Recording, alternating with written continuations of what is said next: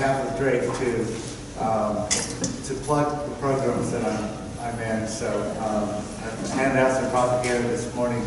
I want to say just a little bit about each program, just so you know they exist and there might be opportunities to get involved. So the Principal Center for Global Citizenship was created in 2002, and the idea was to create a university-wide program that would carry out activities designed to help students develop a sense of global citizenship. And that actually is in our mission statement, that we prepare students to be responsible global citizens. So the idea here is the center carries out this breadth mission. We try to reach as many students as we can with programming that gets them to think more broadly about their connection to the world. And then the other program is only about 5 years old, and that's the Nelson Institute for Diplomacy and International Affairs.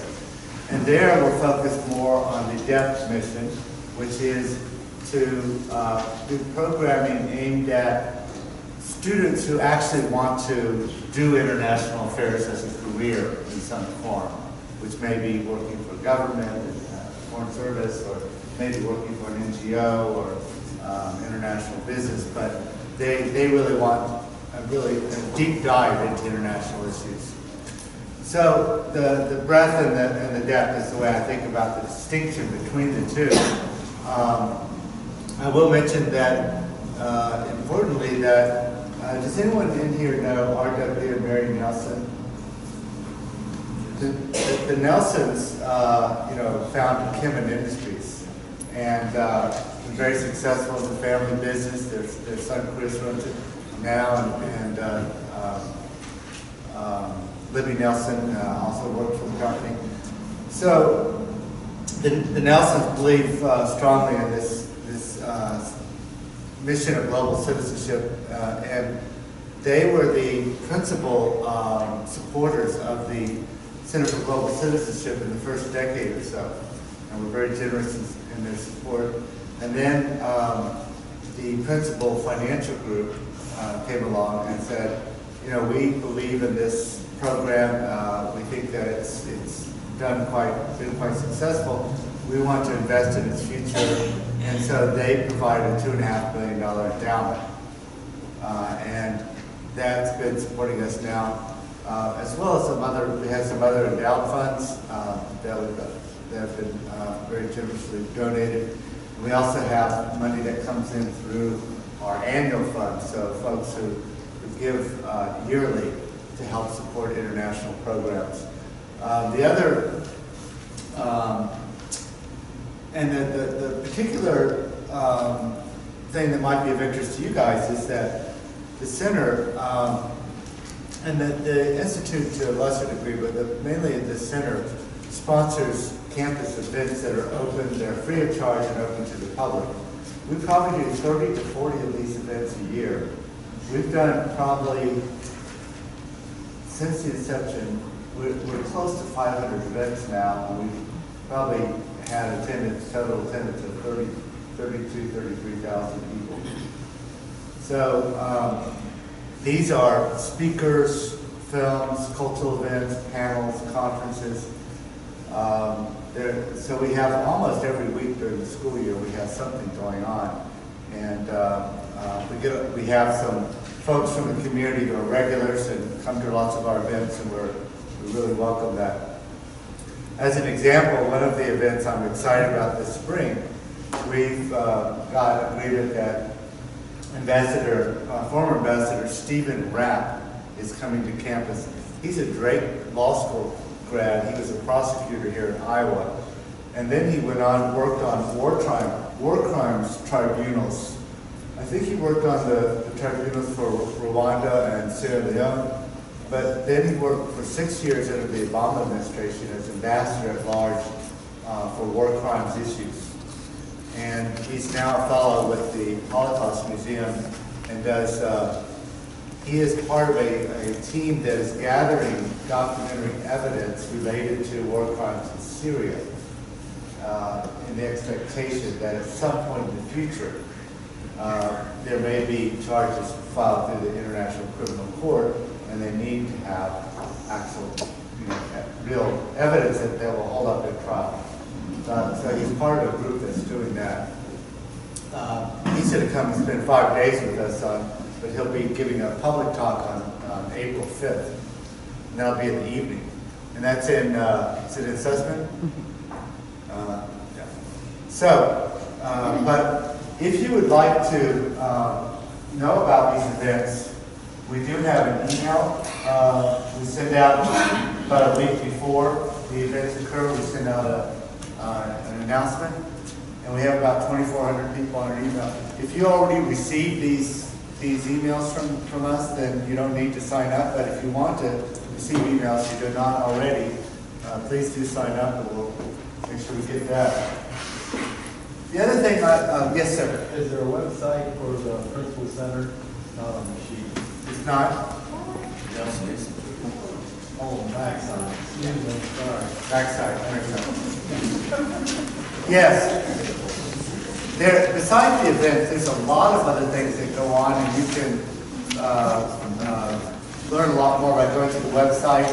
And if you ever want to have questions or want to talk to me about the programs, I'd be happy to meet with you separately and chat about programs. The other thing I'll mention, I know I want to take you some time, so I won't spend much time on it, but in 2004, I believe it was, I was part of a faculty group. I wasn't the leader, I was more of a tag-on, but there was a group that several faculty took a group of Ray Society members to China. I may have mentioned this in the first meeting. And we had a great time. And I've taken a group of students to China since then. And I've taught in China separately through other programs. But I'm toying with the idea of leading a group of Ray Society members to China again in May or June of 2018. I'm on sabbatical next year, so I'll be doing research. I won't be having my normal duties. So I'll have time to plan something like that and then carry it out. And we would probably be a 2-week trip. And the theme I'm thinking about, we hired recently a young Chinese historian who's fabulous. And I'm trying to, talk her into considering going with me so I have a Chinese speaking. But I thought it'd be really interesting to juxtapose how ancient China is, and it has such a deep and rich history and culture, and then at the same time it's the most rapidly modernizing country in the world, and it's on the cutting edge in many things. I was on a fast train the last time I was there. It was like being on a NASCAR. It's 195 miles an hour. It's just crazy.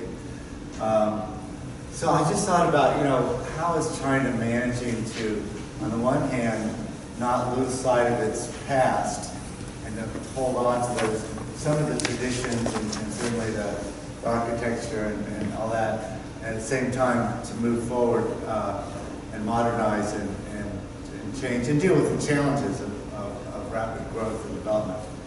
So I thought having a Chinese historian, and then my expertise is more on the current and politics, economics, then that'd be a nice balance. But if you have any interest in, this is still just in the, twinkle of the eye phase, but if you have any interest at all, it's not committed to anything, but you could put your name and email on this sheet, and then we'll select that, and I'll have your name, and we'll be in contact if things develop. But, all right, enough of that.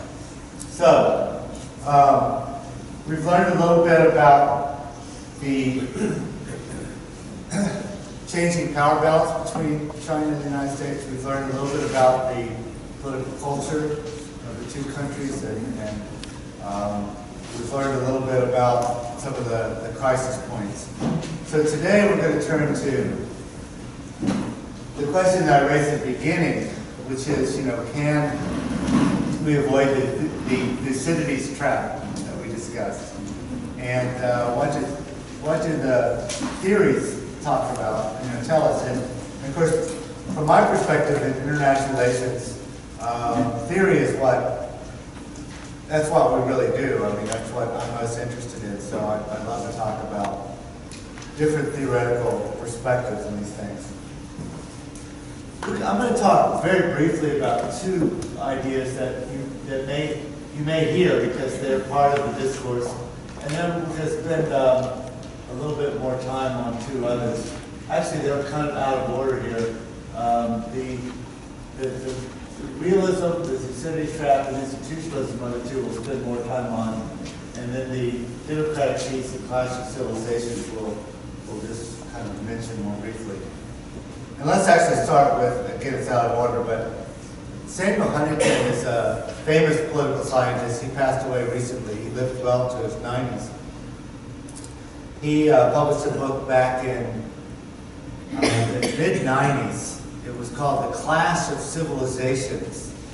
I don't know if anyone's heard of that term or the book, but Huntington basically was trying to say, okay, we've been through the Cold War. What is the next phase of international politics going to look like? What are the axes of conflict that we should pay attention to? And he thought that the future was going to feature conflict across civilization or cultural lines, right? And he identified 6 or 7 major cultural, the Islamic world, the Western Judeo-Christian world, the what do you call the Sinic, which is basically or Confucian world. He used different terms. The kind of Russian Orthodox world, Buddhist. So he had these different, he called them civilizations. A lot of it was based around different religious groups. Some of it defined by culture or even geography. He wasn't really consistent about that. But what he argued is that the conflict is going to be greater across civilization lines than within them. So that the borders where civilizations meet are going to be real conflict zones. A place like, let's say, the former Yugoslavia, where you had, Muslim and Russian Orthodox and Eastern Orthodox and Catholicism. And then you had, he said that there would be what he called kin-country rally, which means that when countries formed alliances, they would ally with countries that within their own civilization bloc. And that when a member of their civilization bloc was, involved in conflict or war, that the other members of that bloc would rally to their side. He thought that the main challengers to the West, he thought really it was the West against the rest, and then the West was in decline, and that was leading to more and more challenges to the Western-dominated international order. He thought the biggest challengers were Islam and Confucian, mainly China. He thought that in terms of prescriptions, he thought the U.S. should not, and the West should not try to impose its values elsewhere, but he also was kind of a cultural purist. He wanted the Western countries to double down on their own cultures. There's some echoes of some of the less appealing strains of Trumpism here about cultural purity and things like that. This was actually when I was in China, it was a very popular thesis. Some Chinese liked this thesis because it said China was rising, the West was weakening, and it also said that the West shouldn't try to impose its own values on China. And it also said that countries of the same culture would group together. So Chinese looked and said, well, there's a group of countries in Asia that have a common identity as a Confucian, and they will rally behind China. So it all sounded good from China's perspective, and so I had Chinese friends who liked Huntington. I wrote actually a lengthy critique of Huntington's book, and argued that he was mostly wrong. Now this is like a flea bite on an elephant, because Samuel Huntington is, the godfather of the discipline, and I am who I am. But one of the I think mistakes that Huntington made is to portray cultures or civilizations as if they are some kind of pure, essential, unchanging entities. When in fact, what we know today is our own, as cultural complexes are not the result of some kind of wholly internal process. There's constant sharing, there's constant exchange of cultural ideas and practices that go on across these civilizations. And each civilization is some kind of hybrid of that process over a long historical period. And then these cultures continue to change. Just look at, what is in historical terms, the blink of an eye. We were to go back and look at Japan and China 200 years ago and look at them today. The impact of their encounter with the West has been overwhelming. These societies are radically different than they were in 200 years ago. The dominant movement of ideas and practices has been from the West to other civilizations for the last 200 years. But certainly, the Western civilization has been impacted and changed too. If you look at the effects of immigration on the United States or on Europe, profound. So, this idea that we have these sort of pure, unchanging civilizations that are in some kind of zero-sum contest with one another, that was wrong. We also find that some of the worst cases of conflict are among peoples who actually share a great deal in common culturally. Look at Rwanda, the genocide there. Look at the genocide in Cambodia. Look at the even in the Middle East, the conflict among different groups within Islam. So actually, I think that if one looks at patterns of violence, one would find that violence is actually more common or more likely among peoples that are close culturally rather than peoples who are furthest apart. People who are further apart culturally actually are usually geographically not situated where they can get at each other, which is hard to. The other thing is that this view of looking at things in terms of cultures and civilizations ignores the fact that the world is still governed by states, and states have national interests, they have foreign ministries, they have armies, they make decisions, they act. Cultures don't act. There's no leader, there's no single ministry, there's no government for all of Christendom, there used to be the Pope, and when there used to be a kind of a leader for all of Christendom, but there is no longer. And then finally, if one looks in fact at Asia, yes, there is a cluster of countries surrounding China that have been influenced by the Confucian cultural values as well as the Buddhist and Taoist cultural ideas and values and beliefs that also influence China, and yet they're not rallying together. In fact, the United States still has very strong allies who are, Eastern Asian, Confucian-based societies. So, and China, in fact, has had a hard time rallying any other Confucian societies behind it.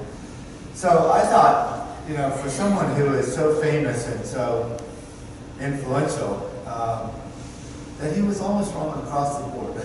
It sounded good, but I thought it was really not a very good book.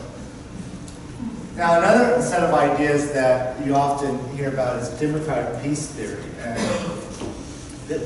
this is a very simple idea. It's not even a very, there is a theory behind it, but it's really based more upon an observation than a theory. The observation is that if we look at war among states, we find that democracies fight wars against authoritarian governments. Authoritarian governments fight wars against one another. We don't have any clear-cut cases of democracies going to war against other democracies. There are some sort of ambiguous cases where it depends on what your threshold for democracy is and what counts as a war, things like that. But either you can say there have been no wars among democratic countries, or extremely few, very, very rare. Now, of course, there haven't been that many democracies for that long, so it's a much smaller sample size. But that is a fairly it's an interesting observation. And so, if you extrapolate, that might tell us that a world of democracies would be a more peaceful place. Now, in that sense, if you are a government and you are doing a kind of surveillance of your environment, looking for threats, well, you don't consider other democracies to be threats, right? However, authoritarian governments, from history, they do start wars and they go to war with democracies. Therefore, their very existence might be considered a threat in itself, right? And certainly, the United States has helped to support, in some cases, democratic movements that have tried to overthrow authoritarian governments. These color revolutions, the Cedar Revolution in Lebanon, the Jasmine Revolution in Tunisia, the Orange Revolution in the Ukraine, the Rose Revolution in Georgia, what's it? The Velvet Revolution in Czechoslovakia. So you had all these democracy movements, and often the U.S. has at least offered political, rhetorical support, and sometimes something more substantial. Now, is this a source of potential war or conflict between the U.S. and China? It is a source of tension. There's no question about that, because I would argue that the United States has certainly not engaged in an all-out effort to try to undermine, communist rule in China, at least in recent decades. However, we do some things. I guess we still do this, being Voice of America into China, and we sometimes, protect dissidents who flee China and give them, rhetorical support, and we put out human rights reports every year that criticize China. We point to some of its flaws, of its political system, etc. This is fairly low-level stuff, but from China's perspective, the very existence of successful democracies in other parts of the world, especially those associated with very powerful countries, the very existence poses an implicit threat to the legitimacy of the type of government that China has, right? And so it just points out that that people in China don't get to choose who governs them, and that China is something that the fact that democracy, especially over the last few decades, has more and more come to be seen as the only legitimate way of organizing government and leadership, is a problem from China's perspective, and they've they they fear it. So, for instance, when they had the Olympics, they were quite embarrassed that whenever the Olympic flame went around the world, there were protests aimed at China's political system and its treatment of minorities like Tibetans, or its human rights or lack of democracy. That was an embarrassment to Chinese authorities. So certainly this tension between their system of government and ours introduces potential for conflict. But it's not something that leads to war. Right? Nobody's going to go to war to try to overthrow China's political system.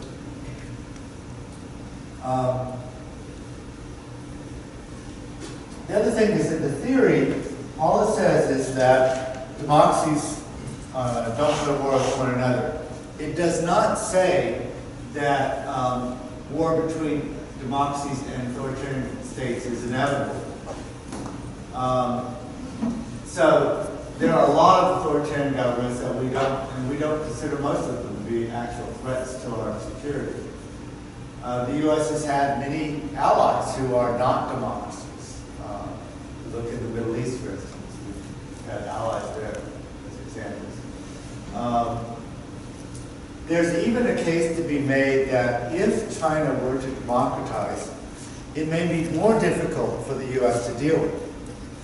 One reason for this is that nationalism, popular nationalism, is so strong in China, and that the feelings of, still of resentment toward this century of humiliation at the hands of the West is still so strong among the Chinese people, that if the Chinese people got to vote for their leaders, they might elect leaders who were quite nationalistic, right, and who won office by running against the threat posed by the imperialist West.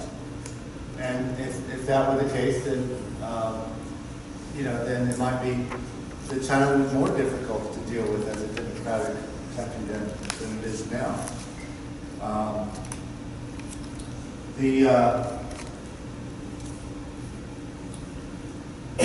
And the other thing is that there was a time when, under Mao Zedong, when China was trying to export revolution. And in that case, we had serious problems with that practice, right? When China would try to support revolutionary movements in Indonesia and Vietnam and Malaysia and other places around the world, even in Africa. That was a big problem. China doesn't do that anymore. China actually says that every country should have its own political system, and it doesn't try to export whatever label you want to put on China's current system. It doesn't engage in trying to export its model. Certainly not to the degree that the United States tries to export our model. So that also reduces the potential for conflict between, just based on the fact that we have different political systems. So, there is a source of tension here because of different political systems, but nothing that would give rise to war. Now, let's come then back to the Thucydides trap. This is a more serious argument, I think, and more interesting one. And you'll recall that Thucydides trap was the idea that Sparta was threatened by the rise of Athens in power. And it was to try to, the war was an effort to prevent Athens from overtaking Sparta and thereby threatening its survival. So the question is, is this a common occurrence in history where, as strong powers are facing a country of rising power that nearby who threatens to overtake them, does that transition lead to the possibility of war?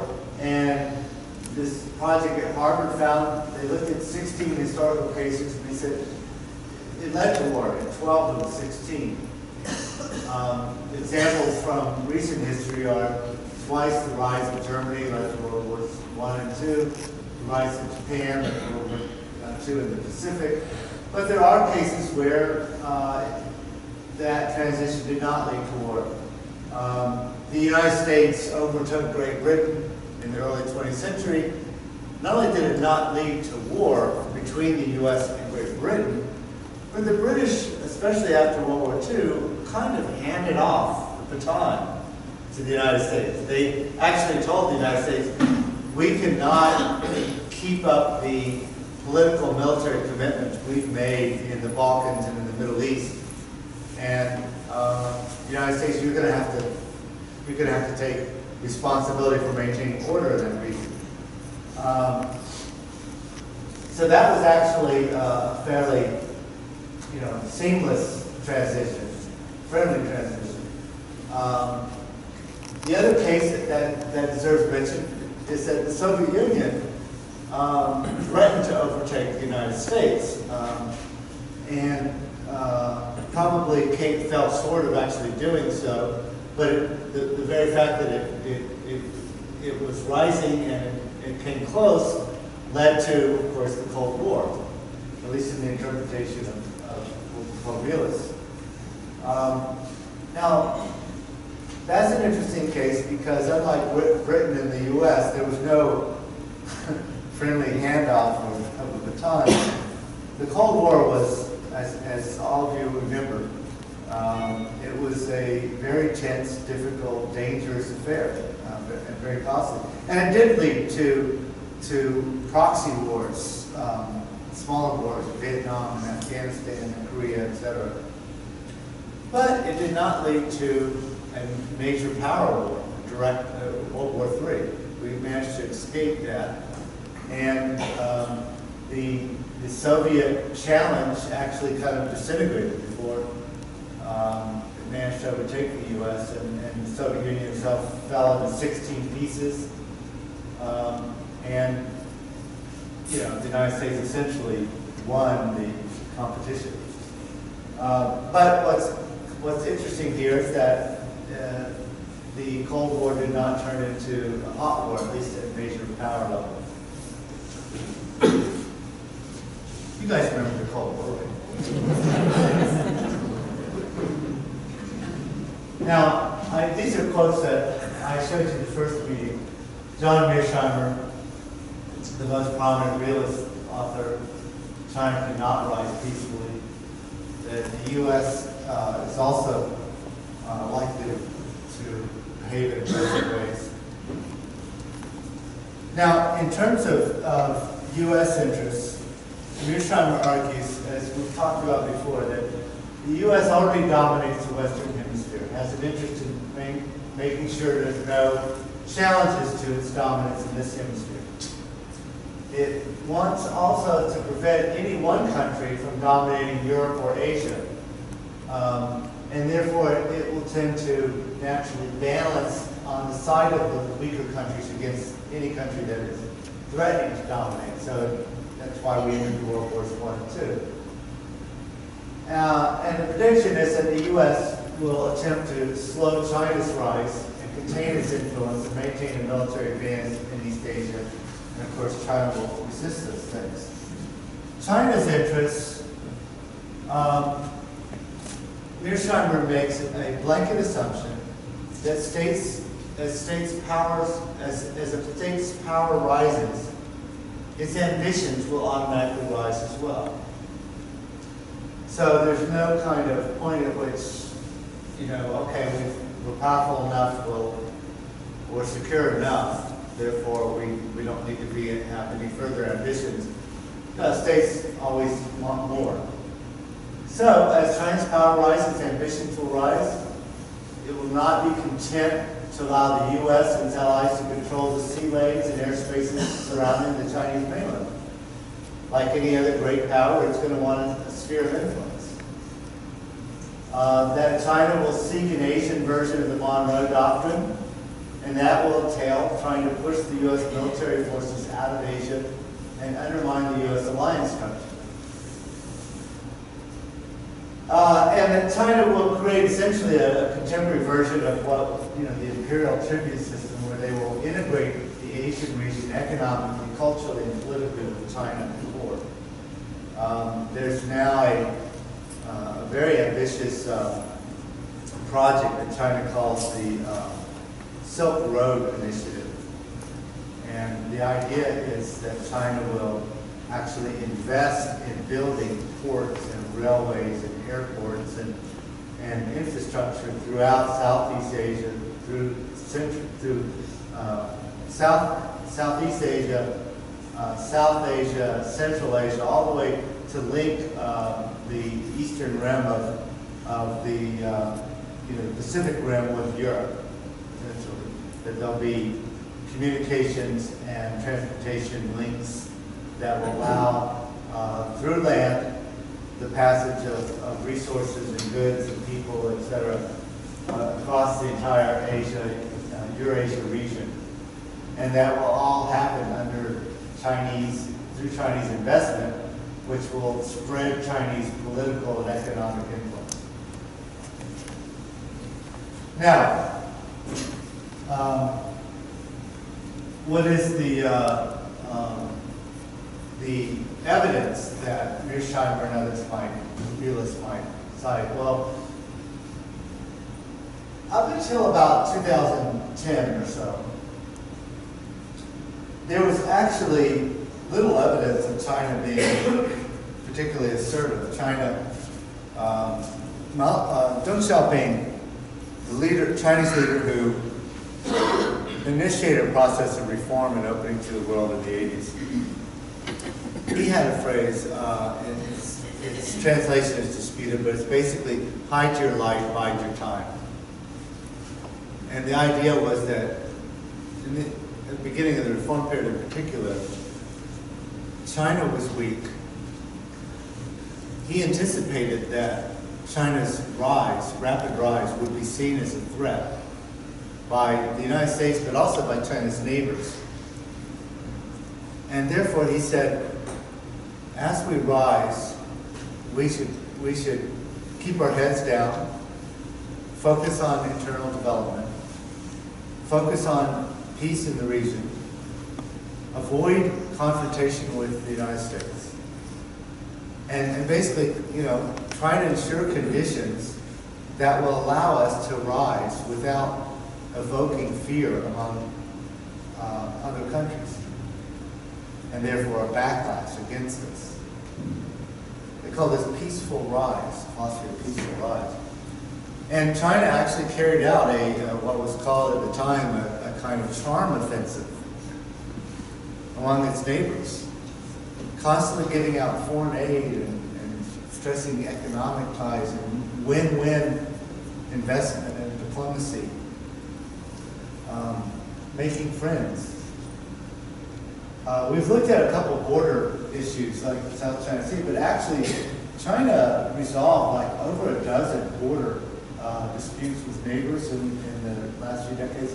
And almost all cases, outside of those we looked at, almost all cases they resolved them on terms that were friendly, favorable to the other country.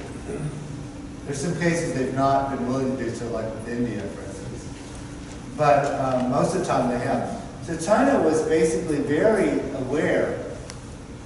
Look, they were actually very aware, long before this Thucydides trap project at Harvard, they had their scholars looking at what happens when a great power rises quickly in the international system. How do other countries respond? What mistakes did Imperial Germany make? Right? What mistakes did the Soviet Union make? What mistakes did Napoleon's France make? They really looked at that history. I mean, this was a conscious effort. And they said, maybe we shouldn't make those same mistakes. Maybe we shouldn't, conduct ourselves in a way that maximizes the fear that others have of us. Maybe we should recognize that fear, that potential fear, and do what we can to assuage it. And they actually, and most scholars thought, well, that's really smart. The Chinese are really doing a good job with this. Their neighbors don't seem very, and actually the real contrast in the 2000s was, here's China growing rapidly, carrying out this charm offensive, this win-win diplomacy, and winning over friends in the neighborhood. And what's the U.S. doing? We're invading countries. We're carrying out this kind of global fight against terrorism. We're just, like a bull in a china shop. We're just kind of getting ourselves caught in these really costly and conflicts and sapping our energy and causing our image around the world to decline. Well, around 2010, China took measure of, first of all, how costly the U.S. wars in Afghanistan and Iraq and the war on terror, how costly those had proven to the U.S. I mean, just the blood and treasure alone, plus the declining image of the U.S. around the world, the conflicts it led to over Iraq with our core allies like Germany. And then they looked at that. Then they looked in addition at the 2008 financial crisis, worse since the Great Depression. Americans lost almost, on paper at least, lost almost half their wealth. And the Chinese looked at those things and they said, you know what? We thought it would take decades for us to close the gap as much as it has closed with the U.S. But because of American behavior, their recklessness, that gap has closed so quickly that now, we thought maybe 20 years from now we would be able to challenge, the South China Sea and the East China Sea and shake things up in the region, challenge American dominance. But we're ready to do it now. The United States is so weak and they're so distracted in other parts of the world. They're bogged down in the Middle East.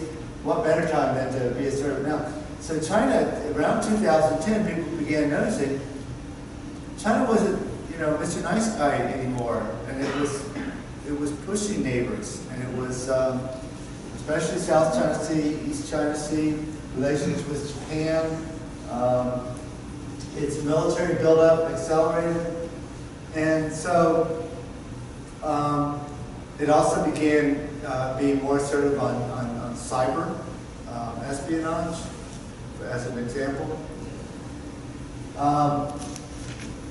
It also began around that time in cracking down much more on dissent internally, on journalists, on scholars, on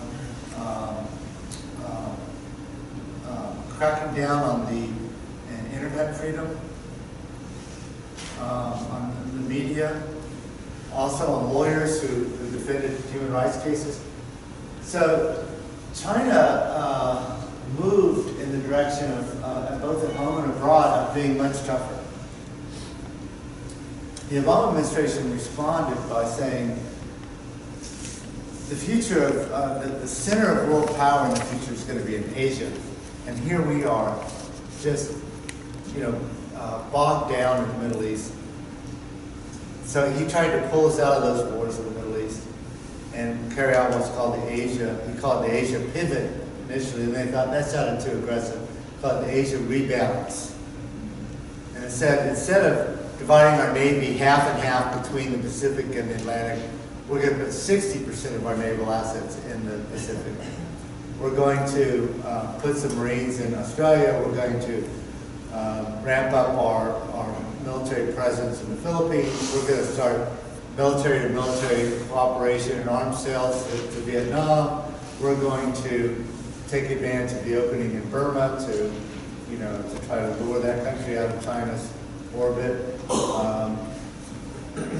We're going to press Japan to change its laws to allow its military to be used, more flexibly in Asia, et cetera, et cetera. And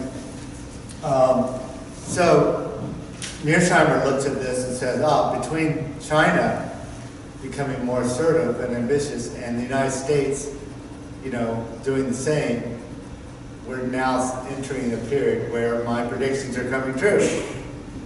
Where this is the beginning of this escalatory cycle, this spiral of hostility that could end in violence. Now, what's the critique? Well, first of all, there's some really flawed historical analogies. The Monroe Doctrine, okay, the United States, early 19th century says, no European powers will be allowed to reestablish colonial, control in the Americas. This is following the successful independence movements in South and Central America.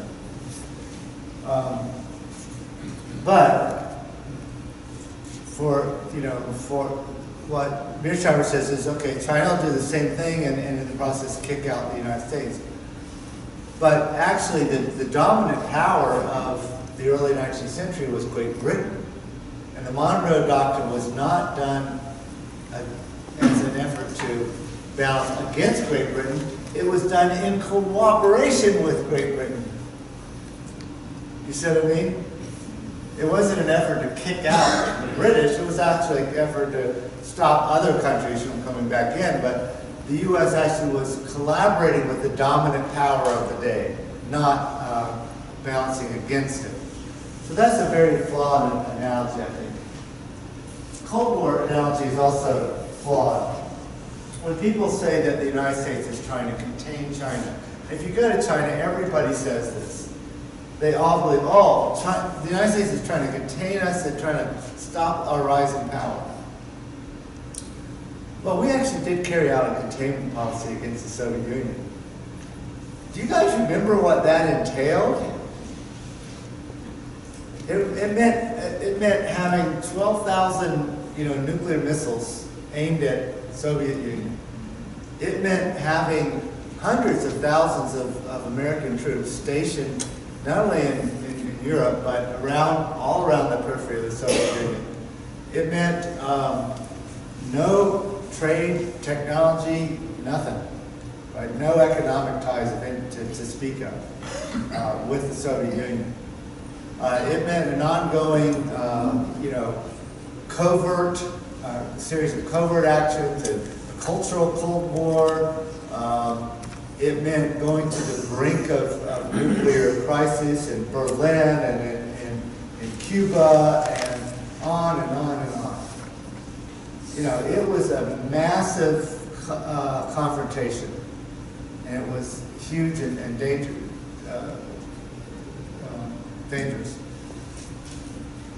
By contrast, American firms, over the last few decades have just fallen all over themselves to invest in China.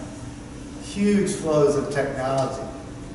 Hundreds of thousands of Chinese students studying in the United States and taking back that knowledge. Trade is, one of our biggest trade partners, right? The United States and China have collaborations on environment, on science, on culture, on climate change, on so many different issues. If the United States had actually set out to stop China's rise in the 80s, we could have made it really much harder for them, right? Because the U.S. was at the center of the world economy. We were the big consumer market, and it was through exports that China rose. And a lot of those exports went to the United States. If the U.S. had set out to try to stop China from rising, to isolate it in the world economy, we could have. Instead, we diplomatically recognized China. We unrecognized Taiwan, which is what they demanded for that. We actually sold weapons to China in the 1980s. We stopped that after 1989. The U.S. has not undertaken even a fraction of the efforts that we negotiated China's entry into the World Trade Organization. We've welcomed China's participation in the World Bank and International Monetary Fund. The reality is that there have been tensions, there have been conflict. We have some high technology restrictions. We don't sell weapons anymore to China. There have been, we have been friendly with some neighbors of China's in conflict with. But the reality is that the United States' attitude towards China's rise has been totally different than it was towards the Soviet Union's rise. Totally different. And China has been different as well. What is the source of the Chinese allocation?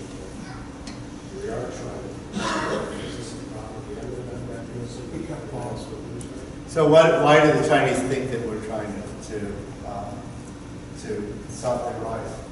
Well, they do look at various things. They look at, there are, as I mentioned, restrictions on high technology exports, basically dual-use technologies that could have military application.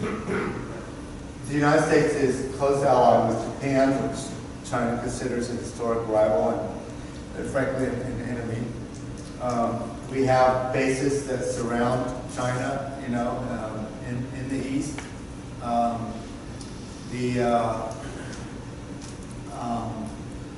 We haven't recognized China's sovereignty over Taiwan. We're in conflict over South China Sea. We do criticize China on human rights. There's just a series of things that, from China's perspective, don't look friendly.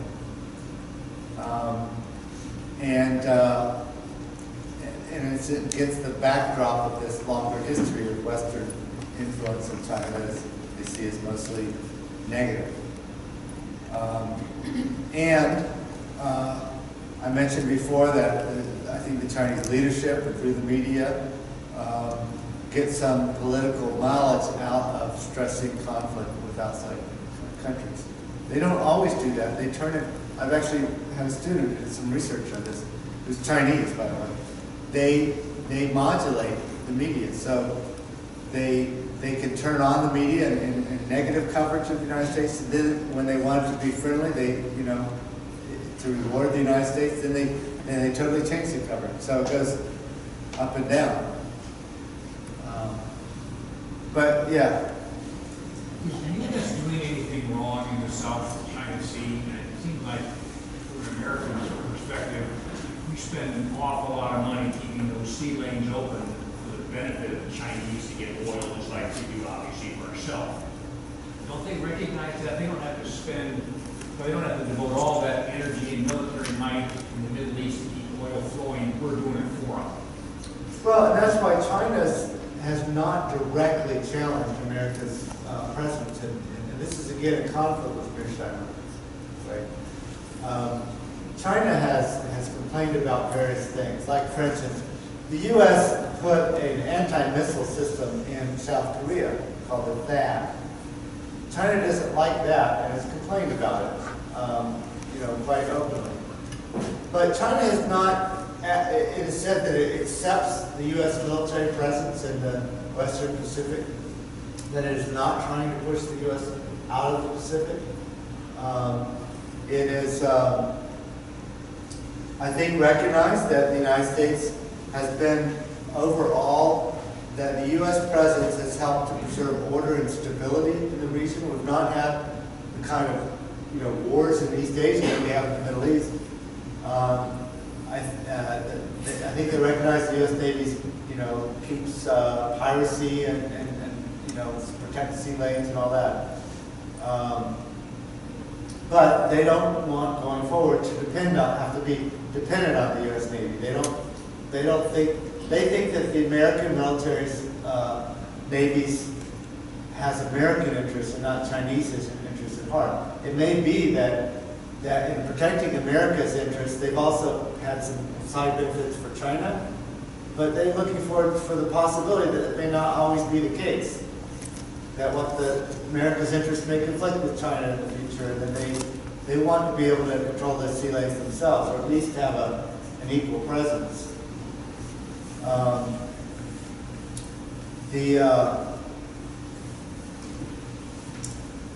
So China's behavior has been, I think, fairly carefully modulated. I think they're not a rash, country.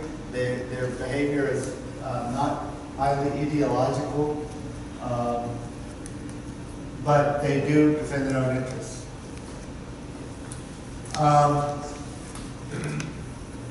Yes. A question, just with regards to area, but the Philippines leader who has been so shifted completely seems. So what's the long-term impact of a single leader like that? We all of a sudden we had a strong alliance relationship with the Philippines bases, and then on the turn of an election, it seems like the Philippines have moved into the Chinese sphere in a lot of ways. Is that a blip on the horizon, or is that a long-term? I don't see it as a long-term, because I think there's an underlying military establishment in the Philippines who worry about China and don't see China and the Philippines as sharing long-term common security interests, and will, when the opportunity arises, shift back to some degree toward the United States. But individual leaders can make a difference for a period of time, but if their behavior is out of sync with the long-term national interest, then it doesn't. Then in the long term, it kind of gravitates back, I think. Yes. Can you comment on Chinese influence or growing alliances here in our sphere of the Western Hemisphere, North, Central, and South America? So I'm not real knowledgeable in this area, but I do know that China's been making a lot of investments, and they need raw materials, and they've been getting more and more raw materials from all over the world, really, Africa, Latin America, Southeast Asia, and again, China goes in with economic. They lead with the economic win-win proposition. We sometimes go in and say, okay, we're worried about drug trafficking, so we're going to impose this very costly, difficult, dangerous strategy of going after drug dealers and things like that.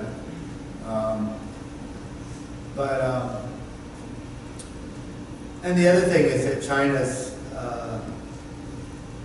companies are mostly state-owned companies, and so they can, again, coordinate their commercial and their political strategies, whereas the U.S. is our government and our business, they act mostly independently.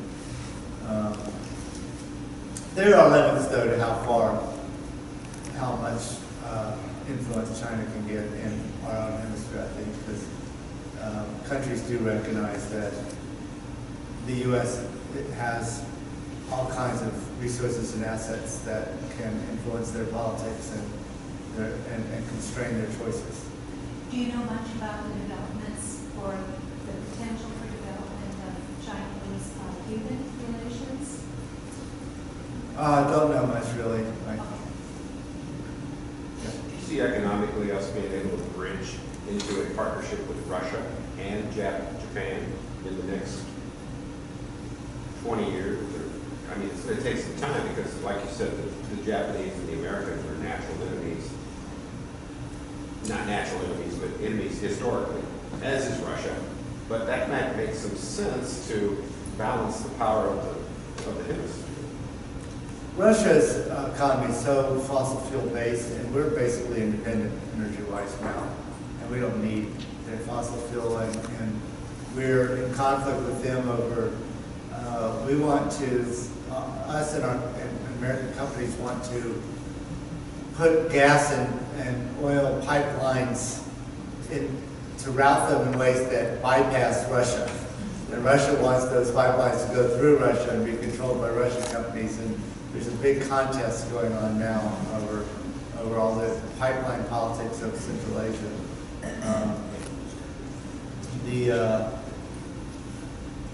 Yeah, it's hard to see. Russia right now is more aligned with China than with the United States.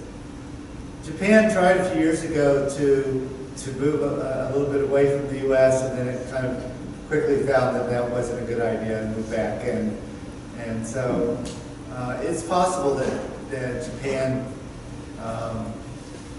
if the U.S. did some of the things that Trump alluded to, we'll pull out of Asia, then Japan would pull away because they would develop their own nuclear weapons probably as well as South Korea. I mean, that's what he said, that he would welcome Japan and South Korea developing their own nuclear weapons. But that kind of move, I don't know what China's reaction would be. They would fear that greatly. What is the influence of India and Australia in all this conversation? India is interesting because they're growing rapidly as well, 6 or 7% a year.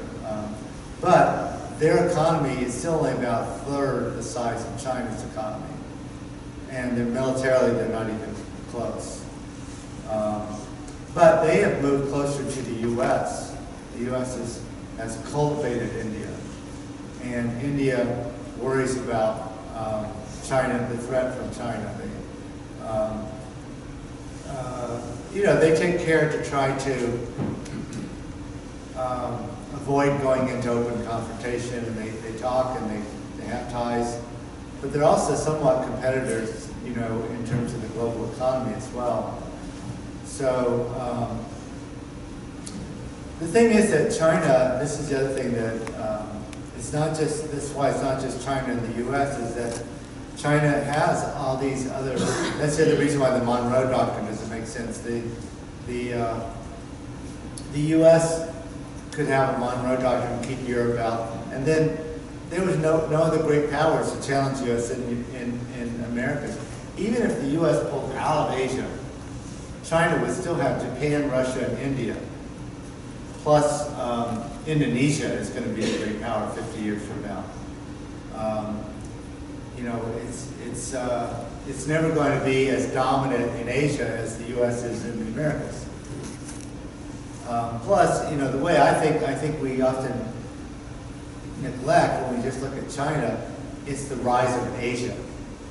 Yes, it's the rise of China. That's a big part of the rise of Asia, but all of Asia is rising, except maybe Japan, which has been stagnant for a couple of decades demographically. In Australia, in that whole discussion? Australia has an ongoing debate. Are they a European offshoot? And is that still their future identity? And is that how they define their friends and their allies? Or are they an Asian country? And with immigration, the changing demographics, their economic orientation is much stronger toward Asia, and they sell a lot of raw materials and coal to China. Can and should they adjust their foreign policy and their political identity to accommodate and to align with China's rise? So there's a big debate in Australia over these questions. So let me look at one last theory, and that's institutional theory. Institutional theory says that it's not just power among nation states that matters. It's also the institutions that set the rules and norms of the international order. And so this is the international order is the body of rules, norms, institutions that govern relations among key players in the international environment. And so their question is, how strong is the institutional order, and what is its character? What kinds of norms and principles does it support, and who has influence over that character, those institutions? So the argument was that after World War I, Woodrow Wilson tried to create a new institutional order to replace the old balance of power politics that he thought had led to the war. And he had the 14 points, and he had the League of Nations, and the idea is we're going to create really the first liberal international order that would have a rule-based institutional foundation. He failed in part because the Senate refused to ratify the League of Nations, the U.S. entry, and also because the European countries, resisted a lot of his 14 points. And so the international institutions created after that were much too weak to maintain order and peace in the face of the rise of fascism and communism and economic depression. All of those things totally undermined the prospects for peace and order in the 20s and 30s. So you got World War II. After World War II, or actually even during World War II, Churchill and Roosevelt started with the Atlantic Charter, and then they had the Bretton Woods Conference in Yalta, and they basically planned for a liberal international order based upon a set of institutions much more far-reaching than anything that came out of World War I. And so one part of the global order that was planned was that the U.S., instead of pulling back out of Asia and Africa, instead of pulling troops out of Europe and the Pacific after World War II, the way we did after World War I, we just bring everybody home, isolation, no alliances, right?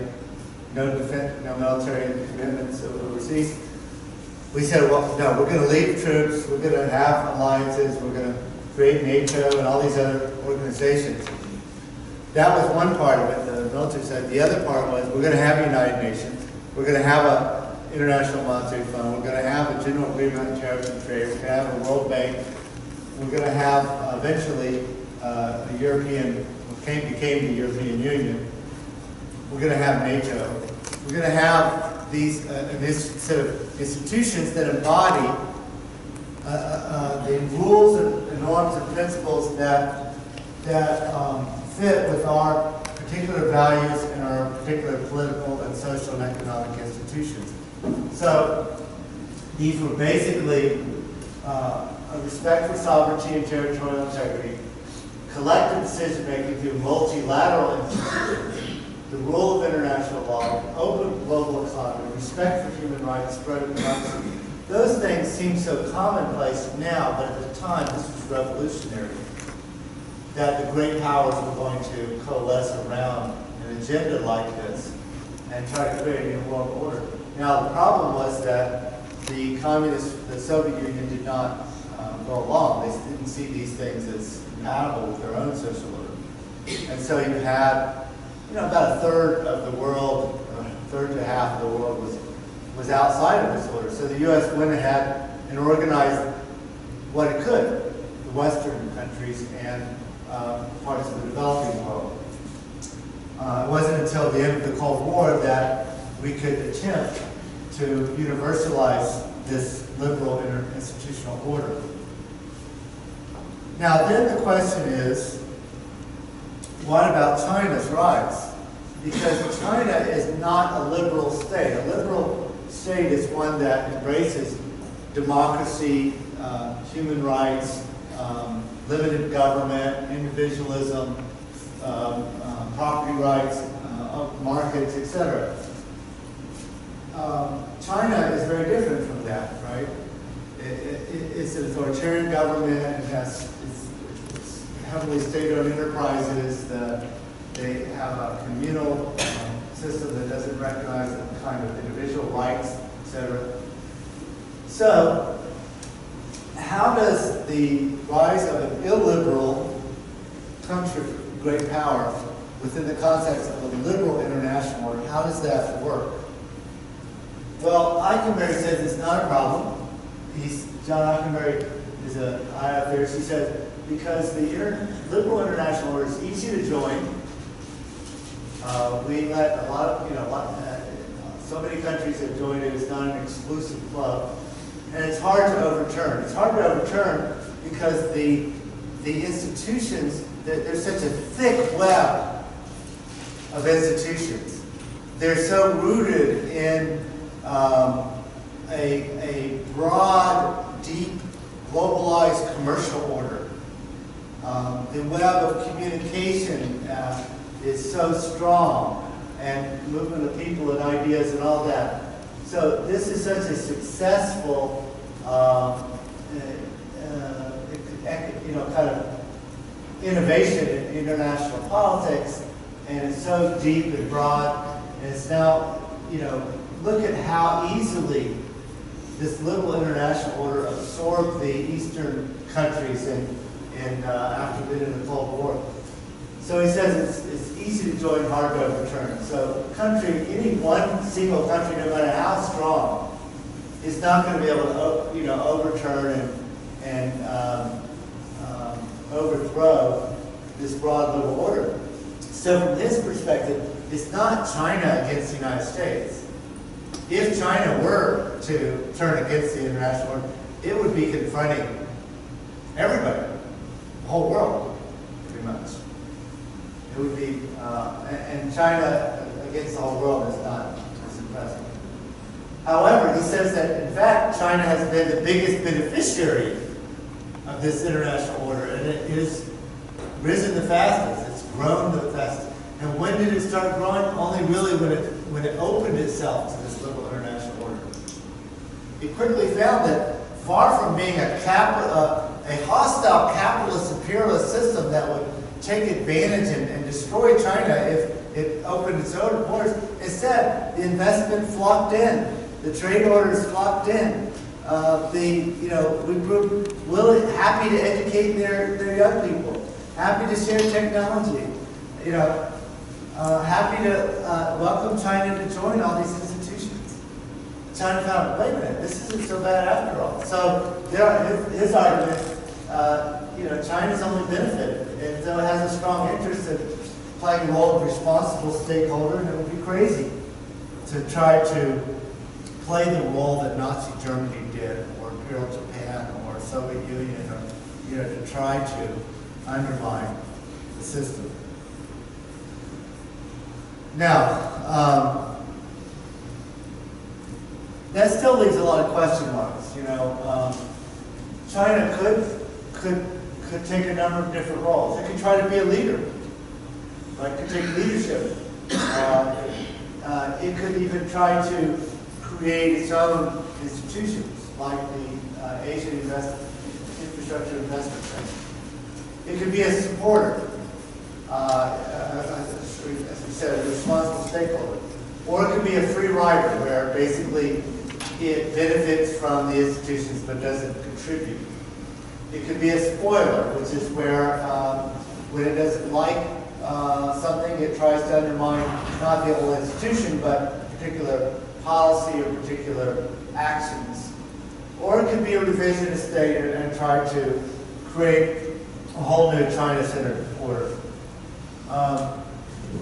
What I would argue is that China plays all these different roles in different areas. So when it comes to human rights, China is a revisionist state. It does not want to accept the global consensus on human rights. It wants to undermine it and challenge it. When it comes to global trade order, it's definitely a supporter. It wants to strengthen that order. Until recently, China was kind of a spoiler when it came to climate change. Now China has convinced itself that climate change is in its own interest. That taking action on climate change. And if the U.S. pulls out of Paris, China will emerge as a leader on climate change. So depending on the issue, China may take any one of these roles. What I don't think is that it will be overall, across the board, a strong supporter or a strong opponent. Its role is going to vary depending on how it sees its interests. There are questions about other powers, Russia, Iran, India, Turkey. It's not only China that will shape the strength of the liberal international order going forward. It's a series of other rising countries. The other question mark is, what about the U.S.? The U.S. was clearly a leader in creating this liberal international order after World War II. What is our role now? Are we as, you know, I mentioned the other day that we had not ratified through the Congress a major multilateral treaty since 1997. That was the Chemical Weapons Convention. So, you know, the landmine treaty, no. International Criminal Court, no. Remember when we had the Kyoto Treaty, no. Several major human rights treaties, no. Law of the Seas Treaty, no. Actually, a lot of multilateral agreements of the last several decades, the U.S. has not been a leader. The U.S. has actually been a laggard, and a lot of it has to do with our Congress and the high barrier to two-thirds of the Senate has to agree to a treaty, but also the partisan division over our attitude towards the UN and other international institutions. There's a strong sense of nationalism and a strong sense that international institutions inhibit our sovereignty. So our leadership, you know, has been lofty. There's another factor that I think is more dangerous to the survival of the liberal international order than China's rise. And that is that after World War II, I mentioned to you that the big question leaders had was, how do we avoid another world war?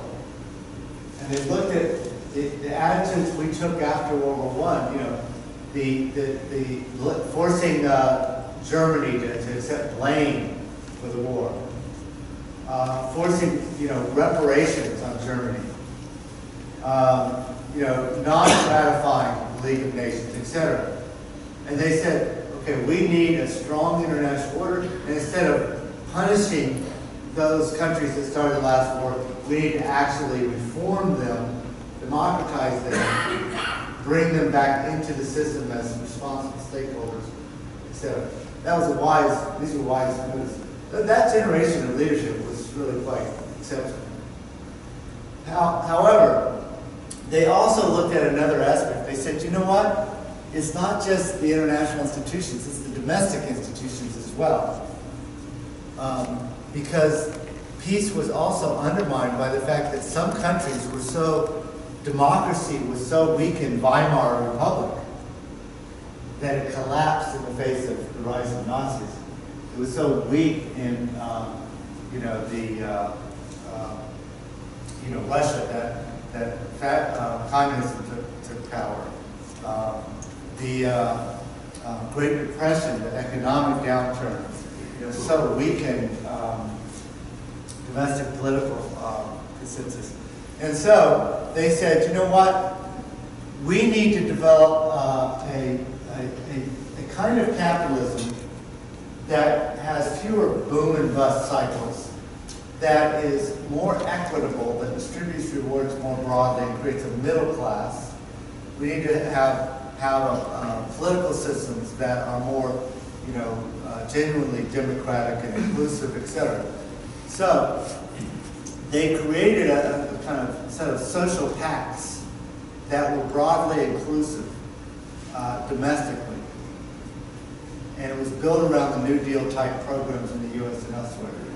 And we had a golden age of growing middle class in this country and others, where actually inequality went down dramatically from the pre-World War I period to the 1950s. The levels of the gap between rich and poor dramatically shrunk. Unions were strong. You had a manufacturing sector, working class jobs could get you a home and a car, and you had consensus centrist politics. There were conservative Democrats, there were liberal Republicans, there were quite a few issues where you had bipartisan agreement, right? And The problem now is that inequality has grown so extreme. Political polarization is so great. The rise of right-wing and left-wing populist parties and movements. The centrist political parties in Europe are collapsing. The bipartisan common ground between parties in the U.S. is just non-existent.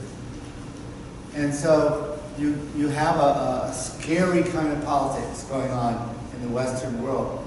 And can the liberal international order survive if the basic economic and political consensus that was created after World War II within the Western core countries, if that literally collapses internally, will the EU survive if Le Pen wins the next, French presidential election and says we're pulling out? Or if Italy pulls out, Britain already pulled out. If the EU was the solution to war, hundreds of years of warfare in Europe, and it succeeded. If it fails, what does that mean for Europe's future? So I have some concerns about China and the future of the global order, about how we fit China in and everything. I'm actually much more worried today about whether the collapse of middle-class centrist consensual politics in the West is going to first lead to a period of stagnation, political unrest, but also internationally, I think it could lead to a collapse in support for this liberal international order and the institutions that are at the center. So, key questions from these 4 meetings. How quickly will China overtake the U.S.? What dimensions of power are the most important? Is the relevant comparison China versus the U.S. or China versus the West? Do the differing histories and political cultures of the U.S. and China pose insuperable obstacles to mutual understanding? How will China and its neighbors resolve territorial disputes along China's borders? Can and should the U.S. play a role in these disputes? Is the Thucydides trap an inevitability? Does the liberal international order provide sufficient institutional mechanisms for resolving conflict and realizing mutual interests? Those are the big questions that we've been exploring. And I'll let you grapple with those on your own as you go. Good luck.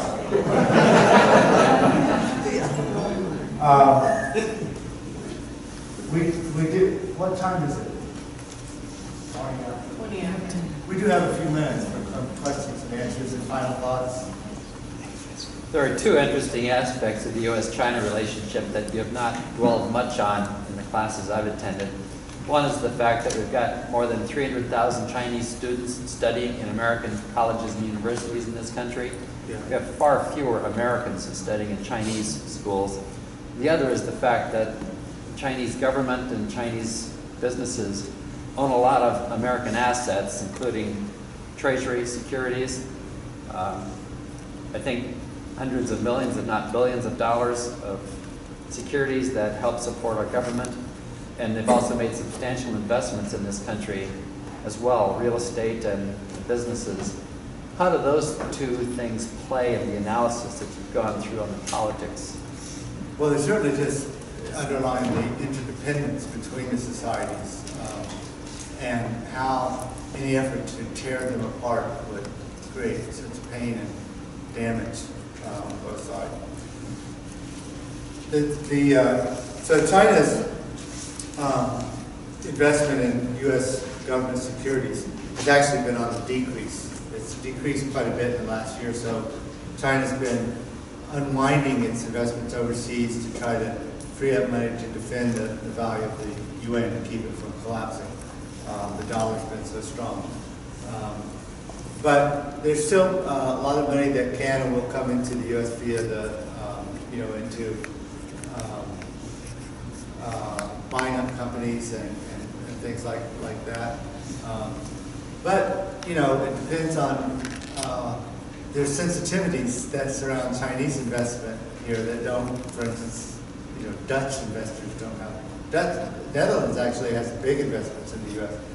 Nobody seems to care much about it. Don't worry much about it, but when China tries to buy Smithfield or something, we should look closely at that.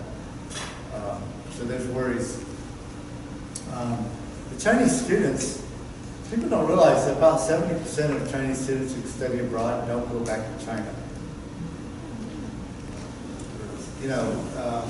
We benefit so hugely from these really bright students who come over here and fall in love with our country and want to stay here and make their lives here and contribute their skills and knowledge.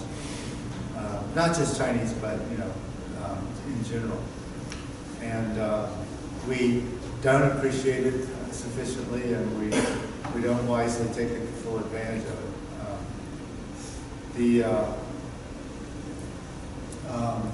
China is increasing the quality of their universities, and that might make students in the future less interested in traveling outside their country to go to school. But I'm skeptical about that, because even as China is investing money in their universities to upgrade the quality, they are putting more and more restrictions on freedom of academic thought and publication and expression. Chinese scholars, Chinese teachers at universities are told there's 9 concepts, Western spiritual pollution, that they are not to speak of in class. Democracy, human rights, civil society, universal values. There are a few others. You can't talk about those. Well, let's put officially you can't talk about those. Does that mean that Chinese scholars and teachers actually avoid all those subjects? Probably not. I think that there's a difference between an official edict and the actual practice. But I have to tell you, and I hope I'm being alarmist. I really do. But I actually worry about, that's again, why do we have the top universities in the world? Because we do have freedom of thought. Because there's no government telling us what to research or what to think or what we can say or do, right? Does that mean that we, do professors sometimes say stupid things in class using that freedom? Of course. But on balance, the benefits are enormous. And did you see that there's this isn't the first time this has happened, of course, but now there's this circulating this new list. It's a kind of a blacklist of faculty, like liberal professors, that will be targeted now as being too liberal and too political in their teaching or whatever, and that they're collecting these names and putting them on a list, and then that will be used by boards of trustees to call for their dismissal, or there'll be various kinds of pressures placed on them. Who's collecting them? I forgot the name of the organization, but it's a right-wing organization.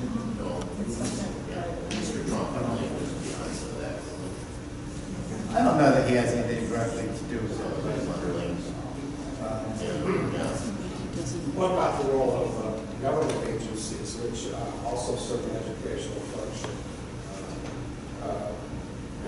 National Institute of Health. I'm thinking also of NASA's, defunding NASA's studies on Earth atmospheric system. Well, you know what they're doing now? The Trump transition team sent I think it was the EPA, and they sent them a questionnaire to find out which of your staff have been working on climate change. Please give us their names. We want to know exactly who it was that was working on climate change. So now and the EPA administrator said we're not going to do that.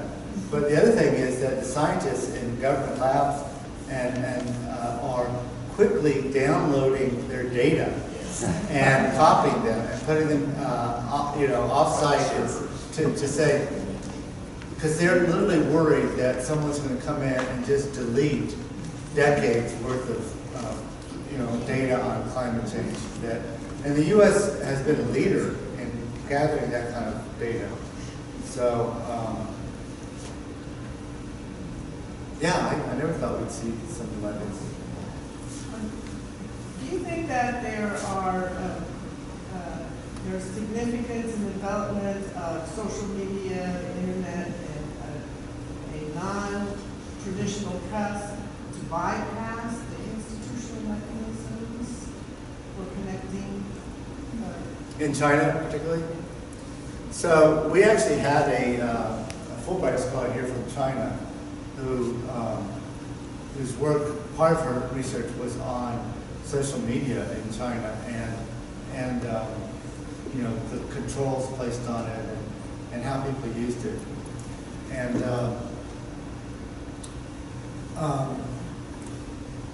kind of what she found was that,